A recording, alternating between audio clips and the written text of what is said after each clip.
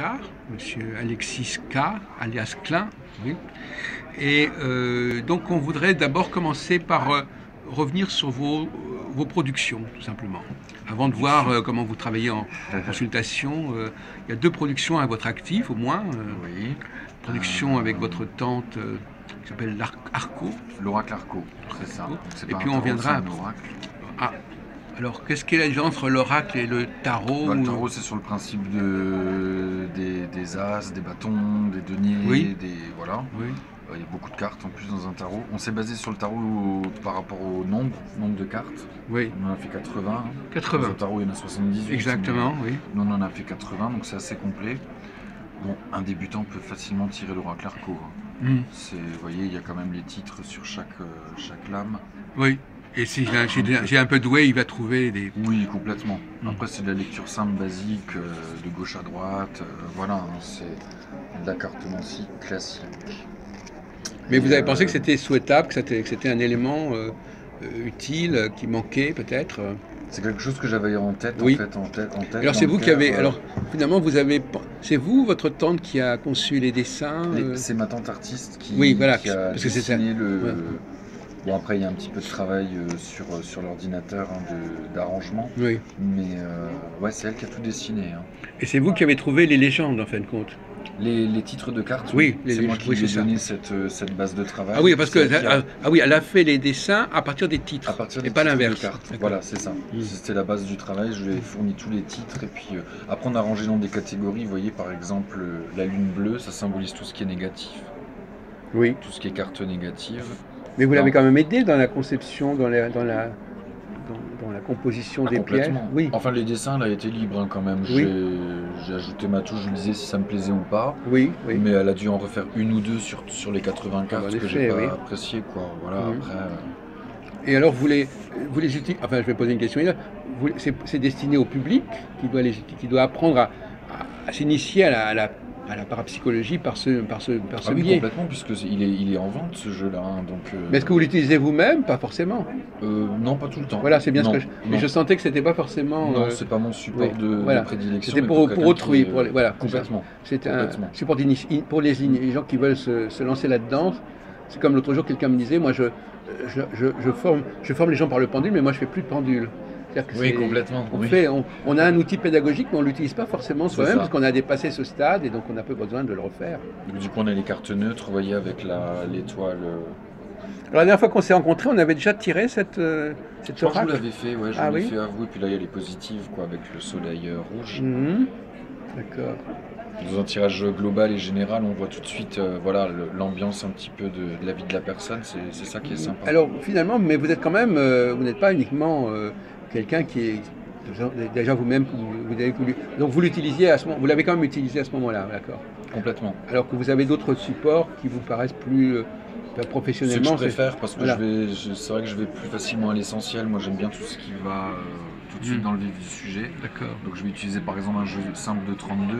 Voilà. Ça, j'aime beaucoup. Il faut déjà être plus maître de son art pour le faire, probablement. Ça. Même si je préfère la voyance pure quand même. Oui, c'est ce que j'allais vous demander. Oui, voilà.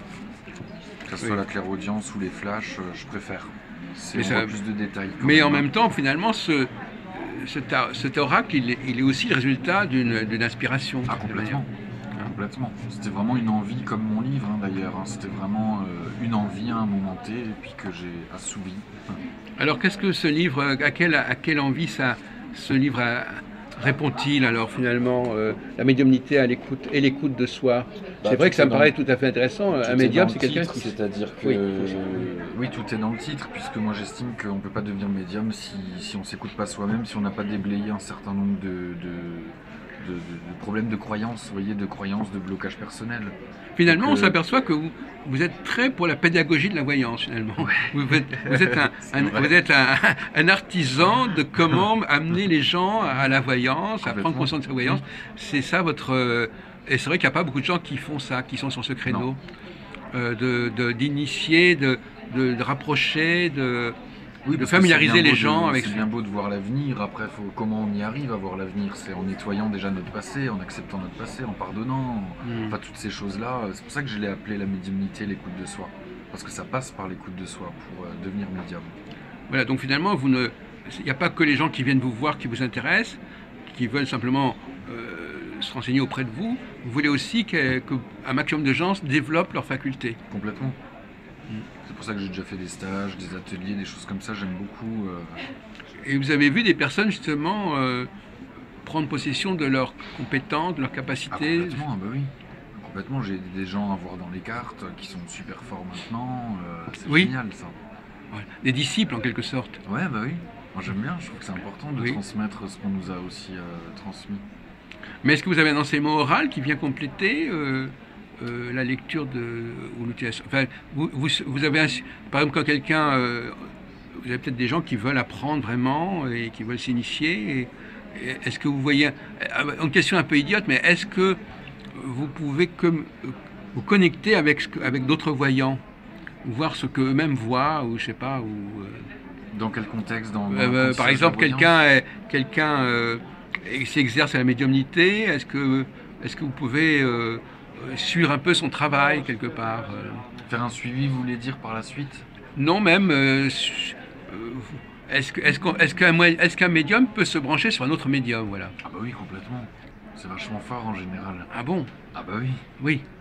Donc effectivement, vos élèves, vous pouvez aussi les capter et rester en connexion avec eux d'une certaine manière. Bah oui, c'est ce qui est bien dans la médiumnité, c'est qu'on peut aider les gens à savoir tout de suite où est le blocage, qu'est-ce qui fait qu'une personne n'arrive pas à voir dans des cartes, qu'est-ce qui fait qu'une personne est plus douée dans le pendule. Ah voilà, c'est ça. Donc ma médiumnité, si je fais des stages ou des ateliers, ma médiumnité va me servir ça. à ça, à dire à la personne, parce que chaque cas est différent.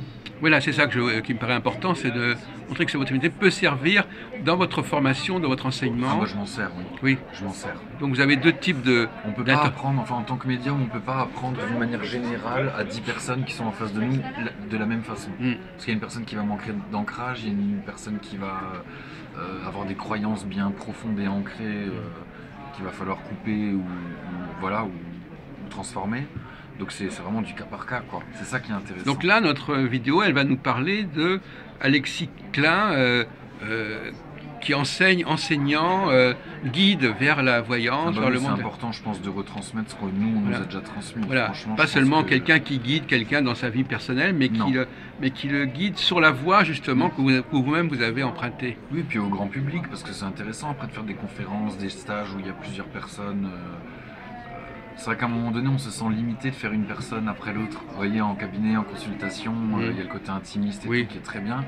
Mais après, on a envie de s'ouvrir au plus grand nombre. Voilà, les choses évoluent à plus grande échelle. C'est ça, Je pense que tous les médiums... C'est la tentation de l'ubiquité. C'est-à-dire d'exister sur un grand nombre de personnes. Voilà. Mais c'est normal de passer du 1 au multiple. Puis même pour nous les médiums, c'est vachement intéressant d'avoir plusieurs personnes en face dans une conférence par exemple qui ont des questions qui sont différentes, parce que ça nous renvoie toujours à nous-mêmes, à notre évolution à nous. Est-ce qu'on sait répondre à tout? Est-ce qu'on peut répondre à tout? C'est vachement intéressant, c'est vachement riche en fait. Et donc finalement c'est peut-être plus important et plus attrayant pour vous que de simplement répondre à la question d'un particulier qui vient vous voir pour savoir ce qui va lui arriver. C'est plus vivant, c'est plus... Voilà, il y a une interaction qui est beaucoup plus importante, je trouve. Oui. Qui est beaucoup plus motivante. Oui, c'est ça. Donc c'est une autre facette de votre personnalité qui est intéressant de montrer. C'est que vous n'êtes pas le voyant lambda qui fait des choses, mais vous avez une mission pour familiariser les gens à ce domaine. Ça prouve aussi les capacités du médium, parce qu'il y a beaucoup de médiums aujourd'hui qui font des conférences, des choses comme ça, mais qui n'expliquent pas grand-chose sur eux ou sur leur parcours. Et ça, je pense que c'est quand même intéressant de l'expliquer. Là, c'est vraiment un livre qui explique mon parcours quelque part. Ah oui. Quand même, oui. D'accord. Mais alors, ce que je voudrais dire, c'est que ce qui me paraît intéressant aussi, c'est qu'il y a une sorte de... Il faut se préparer pour exercer ce métier. Il faut faire un travail sur soi-même. À moins qu'on le soit de naissance, effectivement, ou qu'on ait un gros traumatisme du style mort imminente ou ce genre de choses qui fait qu'on devient médium. Mais si on est quelqu'un avec juste un petit peu des ressentis, des choses comme ça, pour développer, il faut quand même passer par un travail sur soi. Et ce qu'on appelle l'écoute de soi. Donc, par contre, ne pas être encombré par des pollutions, par des bavardages intérieurs. Complètement, quand on est en consultation, on ne peut pas se fixer sur nos croyances à nous ou nos limitations à nous. On est censé être le plus neutre possible. Alors, est-ce que pour cela, vous conseillez, par exemple, la relaxation, le Ah bah yoga, la méditation, la ça peut être le méditation. sport pour ceux qui sont Voilà. un peu plus actifs. C'est une bonne Moi, par exemple, préparation. la méditation, Ouais. j'en fais pas du tout. La concentration aussi. La Voilà. concentration, c'est super important. Mais même la créativité, la création, le dessin, ce genre de Oui. choses, ça c'est des choses qui ouvrent l'esprit. Ah oui, d'accord, oui. Tout ce qui nous fait du bien en fait, parce que même quand on est sur son canapé devant sa télé, ça nous fait du bien. Enfin, je veux dire, on est posé, on est tranquille. Alors, je voudrais vous poser une autre question pour un peu varier. Est-ce que alors cette médium, alors ces personnes que vous initiez, est-ce que malgré tout parce qu'il y a finalement les deux articles se combinent, mais d'un côté il y a le développement de la médiumnité, de l'autre côté il y a le support de l'oracle. Est-ce que le support de l'oracle, est-ce qu'il faut être médium pour utiliser l'oracle? Non, pas du tout. Et donc ce sont deux choses différentes. Complètement. Voilà. Et est-ce que vous faites tirer les cartes par la personne ou est-ce que vous pensez qu'il vaut mieux que le médium les... Normalement, c'est parce que c'est un débat qui existe. Est-ce Oui. qu'une personne qui n'est pas médium, est-ce qu'elle va tirer la carte qui fait sens pour elle, par exemple, à votre avis? Ah bah oui, parce que rien n'est hasard. Voilà. Rien n'est hasard. Mais que quand ce soit même, moi regardez, qui par le exemple, si vous me fasse demandiez de ou- tirer une carte comme ça, moi, personnellement, je me dis pourquoi je tirerais cette carte-là et pas celle qui est juste Ah bah à là, vous côté. êtes dans le mental. Moi, ça me rend malade, ce truc-là. Je me dis... Faut y aller au hasard, faut vraiment y aller Oui. au ressenti. Soit on met Oui. son ressenti dans sa main, c'est-à-dire on attend qu'il y ait un peu une attirance dans la main, Oui. un frisson, Mais, quelque chose. mais mettez-vous à la place de votre consultant et Ah bah, regardez il y en là, a qui réfléchissent. Oui, regardez il y là, a pas à franchement, il n'y a pas à réfléchir. réfléchir d'ailleurs. Mais franchement, c'est très mystérieux. Alors maintenant, il y a Mais surtout les cartes ne mentent jamais. Oui. Les cartes ne mentent jamais. D'une Donc c'est la manière main ou d'une qui, autre, c'est la main qui est guidée à tirer la bonne Là, carte. vous avez tiré la force, c'est bien. Oui. Je sais pas si je l'ai tiré. Enfin, en tout cas, vous me l'avez fait tirer. Je vous remercie. Mais c'est quand même un souci. Les voyants ne se posent pas cette question-là. On sait que rien n'est hasard et qu'effectivement, Oui, voilà, les oui. cartes ne trichent pas. Donc Mhm. après, on tire à l'instinct. Hein. Mm. Après, chacun a sa préférence de voir est-ce que c'est le consultant qui les tire. De toute façon, par téléphone, vous n'avez pas le choix. Hein. Par téléphone, on n'a pas le choix. Et puis, moi, je préfère le faire moi-même, personnellement. Oui, je voilà. le fais toujours moi. Je pense que c'est préférable, moi, personnellement. Parce Oui, parce que la que... personne n'est pas neutre pour sa propre vie. Non, Donc, mais aussi quelque parce part, que si vous dites qu'on est inspiré en tirant les cartes, ben, je crois quand même qu'un médium, il a plus de chances pas de tirer la bonne carte, mais tirer la carte qui... Vous ne pensez pas qu'on puisse se tromper le Non, client on peut comme se ça, tromper. il ne va pas se tromper, par exemple C'est là... pas un jeu de société, c'est pas. D'accord. Vous voyez ce que c'est Bon. C'est un oracle. C'est. D'accord. Donc c'est plus fort que nous, hein, c'est ça, d'accord. Je pense qu'on est guidé par notre âme. Je pense que notre main, de toute façon, c'est le prolongement de quelque chose de Oui. supérieur à nous. Oui. Et qu'on est guidé vers quelque chose. Mm. Quoi. Faut pas réfléchir. C'est comme pour si on fait du sport ou quoi, faut pas réfléchir. Enfin, je veux dire, on fait les D'accord. mouvements comme on a envie de les faire. D'accord. Faut pas rentrer dans le mental. Après, tout est erroné. Tout Mais est comme vous dites faux. vous-même, finalement, c'est vous quand même souvent qui tirez les cartes. Et Moi, personnellement, en voilà. consultation, Ça, ouais, c'est moi c'est qui pas le mal fais. quand même, ça. Mm, Je trouve mm. que C'est moi qui ça, le de fais. plus en plus, ça se pratique comme ça. Et Bah, c'est une question de rapidité déjà, parce que c'est vrai que quand on a une personne qui est là, qui réfléchit, alors qu'il n'y a pas à réfléchir, Oui. bon, bah, c'est une question de rapidité. Oui. Et puis voilà, moi je me fie plus à mon ressenti à moi que à celui de mon consultant. Quoi. Mhm. Voilà. Alors l'année dernière, vous m'aviez dit des choses sur moi, je crois, je me souviens plus très bien. En tout cas, ça m'avait paru pointu, mais je ne me suis pas replongé récemment dans cela. Et finalement, bon, on va terminer sur cette question. Finalement, dans quelle mesure les choses qui vont advenir sont déjà, qu'on peut déjà les connaître? Qu'est-ce qui fait qu'il y a quelque chose qui est déjà programmé, ou alors on se projette dans c'est un peu, il y a certains qui disent, c'est un futur qui revient dans le passé. Enfin, il y a plusieurs théories. Vous voulez parler de l'avenir Comment dans quelle accède-t-on mesure on peut- comment accède-t-on à la connaissance de l'avenir? Quelle est votre théorie, votre explication? Pour moi, c'est 50-50. Il y a une question de destin écrit, ça c'est clair et net. Il y a un destin qui est écrit, qui est tracé, et il y a 50% où c'est la personne qui crée ce destin. Oui. Qui prend une autre voie, une bifurcation, ou voilà. Mhm. On a des grosses lignes comme ça dans notre contrat d'âme, dans notre Mhm. contrat de vie, qui fait que c'est le destin. Voilà, c'est ce qui est écrit. Donc ça, on va le capter avec facilité. Mhm. On a beau faire 10 tirages de cartes, ça va ressortir. D'accord. Après, on a le libre arbitre, donc les différents chemins. Mhm. Ça, faut être capable quand même de le capter, de dire à la personne, voilà, on garantit pas ce résultat-là. Oui. Ça, je le capte en général. Ça, c'est un truc où je suis assez Et ma doué. question, c'était comment est-ce que ces choses-là, elles sont stockées quelque part, ce sont des informations qui sont stockées quelque part, celles qui nous attendent. Oui, Parce c'est qu'il y a- dans la conscience de l'univers. C'est quelque chose qui est c'est ça. marqué Oui. dans l'énergie. C'est difficile à dire avec des mots, en fait. Oui, d'accord. Il y en a qui vont appeler ça les annales akashiques. Oui, voilà. Oui. Voilà, bon. Mais l'annale akashique, c'est plutôt le passé. Alors effectivement, Mm. il y a aussi, alors les gens qui croient au karma pensent aussi que c'est un programme que la personne a mis en place à la naissance et que et c'est Ah donc oui, moi je déjà. pense que c'est avant de venir sur Terre, effectivement. Je pense que quand on n'est qu'une âme, on fait un contrat de vie, un contrat d'âme Voilà, avec c'est nos ça. guides. Oui. Voilà, on est guidé par quoi tu veux passer pour apprendre et évoluer sur tel et tel domaine. Oui.